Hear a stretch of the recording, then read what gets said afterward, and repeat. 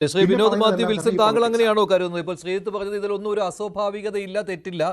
പക്ഷെ രാജ്യത്തിന് അറിയണം എന്ന കാര്യം ഞാൻ ചോദിച്ചപ്പോൾ അദ്ദേഹം പറഞ്ഞത് അത് പറയേണ്ടത് രാജിവെച്ച ഉപരാഷ്ട്രപതി തന്നെയാണ് എന്നാണ്. താങ്കൾ അതിനോട് യോജിക്കുന്നുണ്ടോ?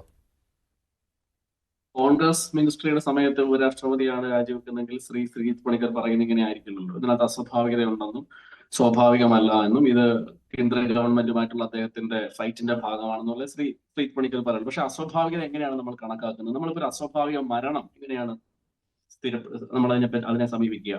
സാഹചര്യങ്ങളാണല്ലോ. സാഹചര്യങ്ങളുടെ കുറെ തരത്തിലുള്ള പൊരുത്തക്കേടുകളും അതിനെയൊക്കെ നമ്മൾ എടുത്ത് വിശകലനം ചെയ്തിട്ടാണ് അത് സ്വാഭാവികമാണോ അസ്വാഭാവികമാണോ നമ്മൾ ഒരു ക്ലിയർ കൺക്ലൂഷനിലേക്ക് എത്തുക. ഇവിടെ അദ്ദേഹം പറഞ്ഞിരിക്കുന്ന പ്രധാന കാര്യം എന്താണ്? എന്റെ ആരോഗ്യ പ്രശ്നമാണ് പറഞ്ഞിരിക്കുന്നത്. ആരോഗ്യ പ്രശ്നം എന്ന് പറയുന്നതിന് മുമ്പ് അദ്ദേഹം, എനിക്ക് തോന്നുന്നു, ബീഹാറിലൂടെ വെച്ചാണ് അദ്ദേഹം കുഴഞ്ഞു വീഴുകയും ആൻജിയോപ്ലാസ്റ്റി നടത്തുകയൊക്കെ ചെയ്തത്. അതിനുശേഷം അദ്ദേഹം ഈ പാർലമെന്റ് വർഷകാല മീറ്റിംഗ് നടക്കുന്ന ദിവസം 62 മിനിറ്റ് സഭ കൂടുകയും ആ സഭയിൽ കൃത്യമായിട്ടുള്ള നിലപാടുകൾ എടുക്കുകയും അഞ്ചോളം എംപിമാർക്ക് സത്യപ്രതിജ്ഞ ചൊല്ലിക്കൊടുക്കുകയും ഒപ്പം പഹൽഗാം ആക്രമണത്തെ പറ്റി സംസാരിക്കുകയും ഓപ്പറേഷൻ സിന്ധൂരിനെ പറ്റി, രാജ്യത്തിന് അഭിമാനമായ ഓപ്പറേഷൻ സിന്ധൂരിനെ പറ്റി സംസാരിക്കുകയും അതുപോലെ തന്നെ ഏറ്റവും പ്രധാനപ്പെട്ട കാര്യം ശ്രീ പണിക്കർ തന്നെ പറഞ്ഞു, അദ്ദേഹം തന്നെ പറഞ്ഞു, പഹൽഗാം ആക്രമണത്തെ മല്ലികാർജുന ഖാർഗെ വളരെ കൃത്യവും വ്യക്തവുമായിട്ട് അവിടെ സംസാരിച്ചു. അദ്ദേഹം സംസാരിച്ചത് ഇത്രയും ദിവസം ആക്രമണം കഴിഞ്ഞതിന് ശേഷം ആരാണ് തീവ്രവാദികൾ, അവരെ പിടിച്ചോ? ഇത്തരം ഉത്തരങ്ങൾ രാജ്യത്തിന് കിട്ടിയില്ല. ഇപ്പോഴത്തെ നമ്മുടെ റിപ്പബ്ലിക് ടിവിയിലൊക്കെ പറയുന്ന പോലെ നേഷൻ വാണ്ട്സ് നോ എന്നൊക്കെ പറയുന്ന പോലെ രാജ്യത്തിന് അറിയണമെന്ന് ശക്തമായ മെസ്സേജ് രാജ്യസഭയിൽ അവിടുത്തെ കോൺഗ്രസ് ലീഡറായിട്ടുള്ള മല്ലികാർജുന ഖാർഗെ പറയുകയും ഈ ഖാർഗെ പറഞ്ഞ കാര്യം ഈ സഭാരേഖകൾ ഉണ്ടാകില്ല എന്ന് JP നദ്ദ പറയുകയും ചെയ്ത സാഹചര്യമൊക്കെ ഉണ്ട്. ഈ സഭാരേഖകളിൽ ഇതില്ല അല്ലെങ്കിൽ ഇത് ഉണ്ടാവാൻ പാടില്ലെന്നൊക്കെ പറയേണ്ട ചുമതല JP നദ്ദയ്ക്കല്ലല്ലോ. അപ്പൊ അത്തരം അസ്വാഭാവികമായ സാഹചര്യം അവിടെ ഉണ്ടായി എന്നുള്ളത് നമ്മൾ പത്രങ്ങളിലൂടെയും അല്ലെങ്കിൽ പാർലമെന്റ് നടപടികൾ വീക്ഷിക്കുന്നവർക്ക് മനസ്സിലാകുന്നത്. അതാണ് ഒന്നാമത്തെ അസ്വാഭാവികത. രണ്ടെന്ന് പറയുന്നത്, അദ്ദേഹം എങ്ങനെയാണ് ഈ ഇംപീച്ച്മെന്റിന്റെ സാഹചര്യത്തിലേക്ക് വന്നത്? ഇംപീച്ച്മെന്റ് എന്ന് പറയുന്ന സാഹചര്യത്തിൽ ഒരു ജഡ്ജിയുടെ വീട്ടിൽ നിന്നും നോട്ടുകെട്ടുകൾ കണ്ടെടുക്കുകയും പിന്നീട് കത്തിക്കരിഞ്ഞു പോവുകയും ചെയ്യുന്ന സാഹചര്യം ഉണ്ടായി. ലോക്സഭയിൽ ഭരണപക്ഷം ആ പ്രമേയം കൊണ്ടുവരുന്നു, രാജ്യസഭയിൽ പ്രതിപക്ഷം കൊണ്ടുവരുന്ന സാഹചര്യത്തിൽ പ്രതിപക്ഷത്തിന് ആദ്യകാലങ്ങളിൽ യാതൊരു അവസരവും കൊടുക്കാതിരുന്ന ഈ അധ്യക്ഷൻ പിന്നീട് പ്രതിപക്ഷവുമായി ചേരുന്ന സാഹചര്യം എത്രയോ സാഹചര്യങ്ങളുണ്ട്. അത് മാത്രമല്ല, കർഷകരുമായുള്ള പ്രശ്നത്തിൽ നമുക്കറിയാം, കേന്ദ്ര കർഷക മന്ത്രിയോട് അദ്ദേഹം ചോദിക്കുന്ന ചോദ്യങ്ങളൊക്കെ അന്ന് മാധ്യമങ്ങൾ ചർച്ച ചെയ്തതാണ്. എന്താണ് ചോദിച്ചത്?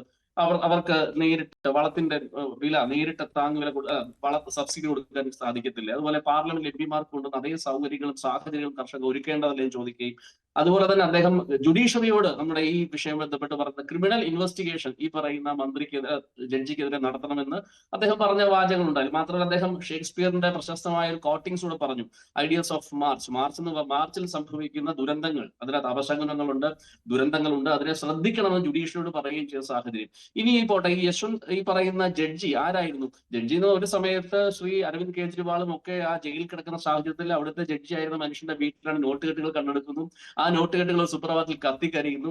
യാതൊരു അന്വേഷണവും, നമുക്കറിയാം, ഇന്ത്യയുടെ തലസ്ഥാന നഗരിയിൽ ഒരു ജഡ്ജിയുടെ വസതിയിൽ നോട്ടുകെട്ടുകൾ കണ്ടെടുക്കുകയും ആ നോട്ടുകെട്ടുകളെ പറ്റി യാതൊരു അന്വേഷണവും നടത്താൻ സാഹചര്യം ഉണ്ടാവുകയും ചെയ്യുന്നത്. ഇതൊക്കെ വെച്ച് നോക്കുമ്പോൾ അതിനകത്ത് സ്വാഭാവികതയുണ്ടെന്ന് വിശ്വസിക്കുന്നില്ല. നമുക്ക് ഒരു കാര്യം ഞാൻ വിനോദ്, മറ്റൊരു കാര്യം എന്ന് പറയുന്നത്, അല്ല, ഭരണപക്ഷത്തിന്റെ അപ്രീതിക്കിടയായാൽ ഇരിക്കാൻ പറ്റുകയില്ല എന്നുള്ള കാര്യം കൂടി ഉണ്ടല്ലോ.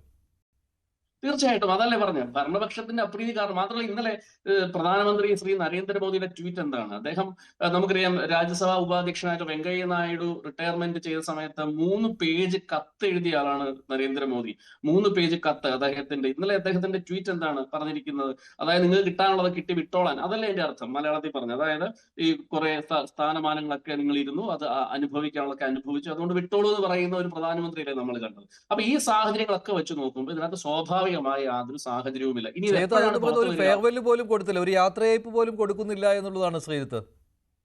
ആ യാത്രയപ്പ് പോലും കൊടുക്കുക, അതിനെപ്പറ്റി സംസാരിക്കുന്നില്ല. ഒറ്റ കാര്യം പറഞ്ഞോട്ടെ ശ്രീ മഞ്ജുഷ്, ഇത് എപ്പോഴാണ് സത്യം പുറത്തു വരിക? നമ്മളിപ്പോൾ ഇത് ചർച്ച ചെയ്തു. വർഷങ്ങൾക്ക് ശേഷം ഒരുപക്ഷെ നമുക്കറിയാം, ജമ്മു കാശ്മീർ ഗവർണറായിട്ടുള്ള സത്യപാൽ മാലിക് എന്ന് പറയുന്ന ഇവരുടെ BJPയുടെ പിന്നെ പ്രിയപ്പെട്ടവനായിരുന്നു സത്യപാൽ മാലിക് ഒരു സാഹചര്യത്തിൽ നമുക്കറിയാം, ഇവിടെ ഉണ്ടായ ഇവിടെ ഭീകരാക്രമണത്തിൽ, അതായത് സൈനികർ കൊല്ലപ്പെട്ട സാഹചര്യം പറ്റി പിന്നീട് എന്താ പറഞ്ഞു? ആ സമയത്ത് ഞാൻ അമിത്ഷായോട് സംസാരിച്ചപ്പോൾ നിങ്ങൾ മിണ്ടാതിരിക്കൂ എന്ന് അമിത്ഷാ പറഞ്ഞതിനെ പറ്റി പിന്നീട് ഒരുപാട് വർഷങ്ങൾക്ക് ശേഷം സത്യപാൽ മാലിക് പറഞ്ഞു. സത്യപാൽ മാലിക്കിന്റെ ട്വീറ്റ് ഒക്കെ ഈയിടയ്ക്ക് നമ്മൾ കണ്ടതല്ലേ, എന്നെ എല്ലാ വിധത്തിൽ ആക്രമിക്കാൻ ശ്രമിക്കുന്നു. ഒരുപക്ഷെ ഇപ്പോ അദ്ദേഹത്തിന് ആ കാര്യങ്ങൾ തുറന്നു പറയാൻ ഭയമായിരിക്കും. ഒരുപക്ഷെ കഴിഞ്ഞ മുമ്പോട്ട് കാലങ്ങൾ പോകുമ്പോൾ ഇന്നലെ സംഭവിച്ച അല്ലെങ്കിൽ ഒറ്റ ദിവസം 63 മിനിറ്റ് സഭ കൂടുകയും അതിനെ നിയന്ത്രിക്കുകയും ചെയ്ത ഒരു നാഥൻ രാത്രിയിൽ 9:25 മണിക്ക് അല്ലെങ്കിൽ ആ നടപടിയിൽ നിന്ന് വിട്ടുനിൽക്കാൻ അല്ലെങ്കിൽ ഈ തന്റെ സേവനം മതി എന്ന് തീരുമാനത്തിൽ എത്തിക്കാൻ അദ്ദേഹം ശ്രമിച്ച കാര്യങ്ങൾ വർഷങ്ങൾക്ക് ശേഷം നമുക്ക് ചർച്ച ശ്രീജിത്ത്, ചെയ്യാം. മറ്റൊരു കാര്യം അന്ന് കൂടിയുണ്ട്. പറയാൻ പോകുന്നത് യാത്രയപ്പ് രാജ്യം കൊടുക്കുന്നില്ല എത്തുന്ന എന്ന് കാര്യങ്ങളായിരിക്കും. മാത്രമല്ല മറ്റൊന്നു കൂടിയുണ്ട്. അദ്ദേഹം ഈ രാജിവെക്കാൻ തീരുമാനിച്ച സമയം രാഷ്ട്രപതി ഭവനിൽ പോയത്